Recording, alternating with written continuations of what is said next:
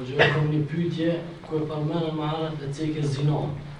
A është e vërtetë që ka thonë pejgamberi sallallahu alajhi wasallam 3 gjona kthehen këtë dynjë? Një prej tyre është edhe zinaja.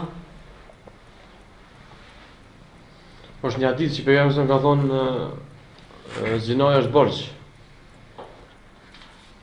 Në bosojnë a mund më kutu se hadithi për 3 sene njëra për tyre nuk e di, veç është një hadith sahih që pejgamberi ka thonë zinaja është borxh. Zinaja është borxh. Yani, në qofse të ki prish në derën e dikujt ata. Edhe nuk e pendu për ta, atëra të kthej ty. Ose në ty, ose ndikon për jantarët familjes tonë. Allahu ta'ala.